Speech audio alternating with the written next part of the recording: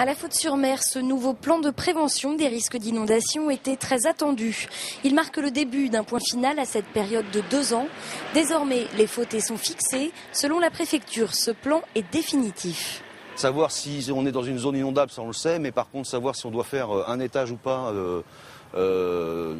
sur chaque maison, au moins les gens maintenant savent si ils sont en rouge ou en bleu. Les réunions qu'on a eues avec les services de l'État ont porté leurs fruits dans le sens où on a eu quelques modifications concernant le règlement du PPRI qui sont importantes et qui sont satisfaisantes. Ce nouveau plan est donc un soulagement pour les habitants de la Faute-sur-Mer, notamment pour ceux qui ont été inondés durant la tempête. Si certains ont déjà commencé des travaux d'aménagement, la plupart attendaient pour pouvoir commencer les leurs. Je suis en zone rouge, on est en pied de digue, on a eu plus d'1 mètre d'eau dans la maison, il n'y a pas d'étage.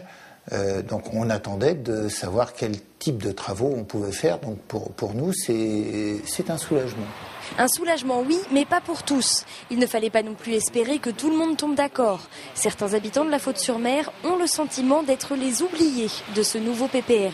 Moi, je comprends les services d'État, mais bon, ils vont pas dans notre sens, c'est clair. Il n'y a plus qu'une solution. Malheureusement, j'ai bien malheureusement parce que c'est pas tout à fait nos idées, c'est d'attaquer. Hein. On va pas avoir d'autres solutions. Ou alors on accepte tout. Non, mais ce ne sera pas le cas. Les gens ne peuvent pas accepter perdre leurs biens comme ça du jour au lendemain. Attaquer l'État en justice, l'association des propriétaires fautés se donne 8 jours pour y réfléchir. 8 jours pour jouer ce qui semble être leur dernière carte.